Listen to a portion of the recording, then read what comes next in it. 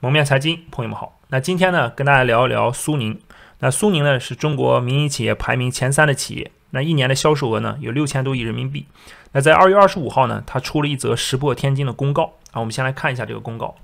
那它讲，苏宁拟筹划本公司的股份转让事宜，预计转让比例20%到25%，股权受让方属于基础设施等行业。根据拟转让股份比例，预计可能涉及公司控制权变化。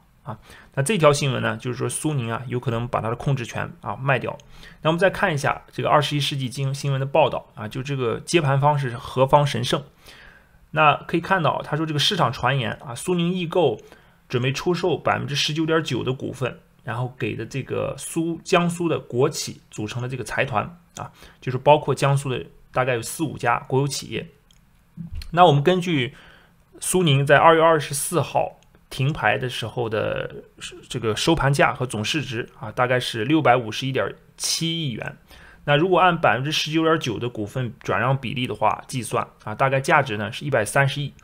那又因为这个苏宁大家知道前一阵子一直是因为债务的压力缠身那如果给它这个价格呢打个7折或者8折差不多呢就是100亿左右。那其实苏宁呢，引入投资不是第一次了。那上一次呢是在2016年，当时呢是成功的引入了淘宝中国也就是阿里巴巴。那当时他们谈的呢是阿里巴巴向苏宁投资282.33亿元持股呢19.99%。那同时呢，苏宁也投资阿里巴巴这个140个亿占股当然1%多一点微乎其微。那当时的这种投资完了以后呢，苏宁投资的阿里巴巴呢，那赚的是盆满钵满所以在2017年、2018年，它经过3次的减持，然后出售了阿里巴巴的这些股票，那一共获利呢是141亿元。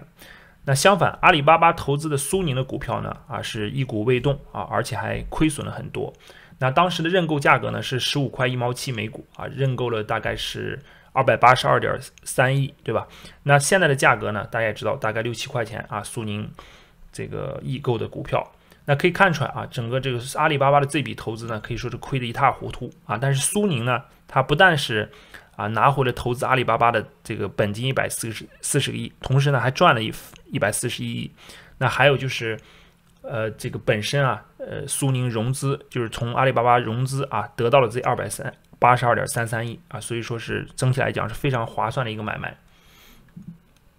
那问题是换回来的这420多个亿问题还是不够花，还是不够折腾。那前一阵子大家也知道，苏宁债券的跌的是稀里哗啦的整个苏宁呢，这个为了维持债券的价格，自己呢还投入了30亿的资金进行回购。那问题也是杯水车薪只能是让面子稍微好看一点债券价格好看一点，但里子呢还是缺钱，还是不行。那我们看一下苏宁近几年的这个扣非的净利润为什么我要看扣非净利润呢？因为扣非净利润它全称呢是扣除非正常性损益的净利润，它是跟经营就是像跟经营没有关系的那些收益比如说政府补助投资收益这个卖个厂房卖个这个股权之类的这些呢都是非经常性收益所以会计上就有这么个概念，他把这些非经常性的收益呢刨掉只看实打实的经营得来的净利润所以叫扣非净利润。所以你看这个扣非净利润我们可以看到它连续7年呢都是负的从2014年一直到2020年连续这么7年扣非净利润都是亏的说明在经营上呢几乎是赚不到钱都是亏钱的。那如果不是2017年和2018年抛售了这个3次阿里巴巴赚了140亿，那整个这个报表呢就非常难看，甚至呢有可能已经 ST 了。那我们再来看一下2020年这个苏宁易购这个上市公司的经营情况它在1月30号呢发布了一个业绩预告。那当时我们可以看到这个它预计亏损呢是60.87亿到65.87亿2020年也是大亏。所以说我们就可以看到这个苏宁的这个主业的经营这些年是非常的艰难一直是属于一个这个现金流失的一个状况。那我们经常也说看企业的利润表呢是看面子看现金流量表呢才是看里子。那这些年呢，可以说3大现金流量活动啊，也就是投资现金流啊、经营现金流还有筹资现金流。那其中投资现金流啊，不用说了，这些年2016年以来啊，一直是激进的对外投资，对吧？搞足球啊，搞这个文娱啊，各个板块啊，体育都有。那往外砸钱肯定是净流出。那经营现金流量呢啊，也是净流出啊，非常不妙，连续几年的净流出。那企业呢，基本就全靠筹资现金流量在维持。那结果到2020年第3季度呢，筹资现金流量呢也不行了啊，大家可以看这张表。在2018年、2019年呢，筹资活动的产生的现金流量呢，还是一个净流入啊，也就是说，融到的资比偿还的这个资啊更多一点啊，就是这个净流入的一个状况。到了2020年第3季度呢，啊，融资也变得非常艰难。那融资得来的钱啊，这个比这个偿还的钱要少啊，所以就体现出一个净流出的状态。那截止到2020年第3季度末呢，苏宁易购的总负债呢是1361亿元，其中呢主要又以流动负债为主啊，占到总负债比例的81%。那苏宁易购呢可以说是债务是压力山大啊，而且它的控股股东苏宁集团呢压力也很大啊。目前呢这个苏宁集团存续的债券有24只啊，规模呢将近300亿啊，其中有100亿啊在2021年就要到期。所以说这也是为什么在之前啊我们看到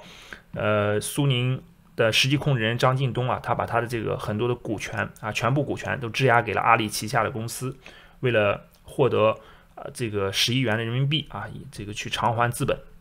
偿还债务。那其实呢，我们知道这个苏宁啊，其实它不用这么早啊就体验这种人间的冷暖啊，这个债务的暴雷压力呢，也不至于出现的这么早啊。但是有一个事情呢，成为了压垮骆驼的最后一根稻草。那就是在苏宁2017年，他当时投资了恒大200个亿。那本来根据这个回购协议呢，在2020年底之前啊是应该可以拿回来的啊。就是如果恒大呢，如果在2020年底之前啊没有上市啊，他这200亿呢正常是可以拿回来的啊。我们可以看一下这个当时这个恒大的事件，恒大在去年的时候啊，有一个公开信啊，有一封信流传在网上啊，就是恒大的资金链也有点紧张，对吧？然后主要就是这1300亿，就是2017年呢，当时啊这么多1轮、2轮、3轮投资人啊，共计投资了1300亿给恒大。那谈的条件呢，就是3年之内啊，这个能够上市。如果在2021年1月份啊前完成上市啊，那就好说，这些钱就不用还。如果不能上市，那你就要恒大就要回购这1300亿的战略投资啊。结果恒大肯定是拿不出来1300亿这么多钱，对吧？所以呢，他基本上这个投资人啊，这个债务投资人全部进行了债转股啊，就说这些钱啊，暂时这些钱就不用还了。那其中大家可以看到这个表里面啊，这个苏宁电器啊200亿的投资金额非常大，对吧？和山东高速并列为这个第1大投资人。那我们再看这个图啊，这个是当时流传在图上这个交杯酒，对吧？这个说一个价值200亿元的交杯酒。那9月20号啊20号晚上，就是网上爆出了恒大的这个老板啊，这个爱马仕大哥和这个苏宁的老板啊，这个2巨头喝交杯酒的照片啊，这个一醉解千愁，对吧？一交杯酒啊，值200个亿。那对于这个当下的这个苏宁呢，啊，目前面临的这种困局啊，在2020年底的年会的时候呢，这个张近东公开表示说必须学会做减法啊，只要不在零售赛道脱离商品和用户，都要大胆调整，该砍的砍，该转的转啊，这是当时的这个原话。那其实联想到啊，这个上一个500强的大企业也是民营企业500强大企业啊，就是海航集团，它似乎呢也经历了同样的历程，对吧？也是从多元化的买资产啊，到最后不得不回归主业，对吧？走向卖资产啊，回归这个航空主业。那苏宁呢也是一样，在2016年呢，他提出了6大产业，就是零售啊、地产啊、金融啊、投资啊、文创啊、体育，对吧？6大产业协同。而且在2016年的6月份呢，当时大手笔啊，斥资2.7亿欧元收购了国际米兰70%的股份啊，成为了国际米兰的这个大股东。那在2.7亿元的这个欧元收购以后呢，苏宁又陆续为这个国际米兰俱乐部投入了6.25亿欧元啊，也就是说苏宁整个呢花了是将近9亿欧元啊，在国际米兰上面。那苏宁集团的少东家啊，也就是张近东的儿子张康阳啊，曾经在一次演讲中他说毕业工作几年后呢，来到苏宁第一个做的项目啊，就是并购国际米兰啊，说当时跟着这几个85后、90后的苏宁人啊，一起做着这份整个华夏天地没有人做过的啊，也没有人敢做的，甚至没有人敢说自己可以成功的一个项目。而如今啊，他说如果你到欧洲，你这个到过意大利啊，提到苏宁二字的时候，老百姓眼里啊是满满的敬畏啊，所以说当时这个如日中天，对吧？这个2018年，张康阳呢出任国际米兰俱乐部的主席啊，当时呢年仅28岁啊，90后，成为呢国际米兰历史上最年轻的主席。那到了今天啊，大家知道这个足球俱乐部啊欠薪的这个传闻是传得沸沸扬扬啊，不光是苏宁在国内的这个苏宁这个俱乐部啊，苏宁足球俱乐部，然后在海外的国际米兰呢也是欠薪啊，欠了好几个月。所以说，从这点上呢，我们也能感受出来苏宁集团的这个资金链的紧张啊。那讲到这儿呢，我们就来看一下国内的这些俱乐部啊，现在有这个欠薪传闻的这些俱乐部啊，我们可以看一下这个每一个俱乐部后面呢都是一个大型企业集团啊，比如说我们看这个第一个这个恒大啊，恒大淘宝足球俱乐部，对吧？这背后是恒大集团啊，当然负债也非常夸张啊，这个有1.5万亿的负债。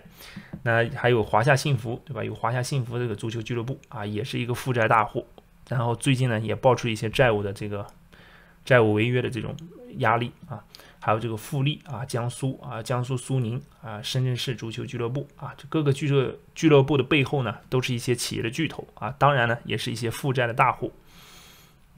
好。这个呢，就是给大家啊讲了这个苏宁啊，这个实锤了他的卖身啊，就是卖身卖股权，然后获取现金流、获取资金去偿还债务。那整个苏宁的这个2021年的到期的债务压力呢啊不容小觑啊，还是比较大的。那这里面还有一个非常重要的原因，就是导致苏宁面临这么大的压力啊，就是它的这个销售不畅啊，就是整个这个零售端的销售呢啊不是很顺畅啊，这个压力非常大。这个跟中国在近些年，尤其是到2020年啊，整个消费的萎靡呢也是息息相关的。那2020年我们知道，这个众多的宏观经济数据里面啊，唯一有一个数据没有转正啊，那就是社会消费品零售总额。那社会消费品零售总额在2020年呢是比去年下降了3.9%啊，但是啊，无论是其他的投资数据里面，比如说固定资产投资里面的房地产投资啊、基建投资啊，包括制造业投资啊，其实全部都在2020年的这个6、7月份甚至4、5月份呢就转正了。那进出口数据呢，也在2020年的这个7、8月份呢，也基本都转正了啊。唯独有一个宏观经济数据啊，就是反映消费的这个社会消费品零售总额啊，最后全年呢是同比下降的。那第二个因素呢，就是因为居民的债务压力山大啊。现在我们居民部门啊，这个占到 GDP 的这个债务比例啊，已经达到了62.2%啊，用了大概7、8年的时间，差不多翻了1倍。所以说，整个消费类的这个板块的股票啊，整个其实这1、2年表现都不是很好啊。如果回头看的话，那我们再看一下央行这个它在这个央行的一个第4季度金融报告里面讲到说，高度警惕居民杠杆率过快上升，扩消费不宜依赖这个消费金融啊，也提出了这种警示，就是说这个整个居民的债务啊扩张空间已经非常有限了，所以要去警惕居民的杠杆率的过快上升带来的这种透支效应和潜在风险啊，这也是为什么老百姓手里没钱的一个重要原因啊。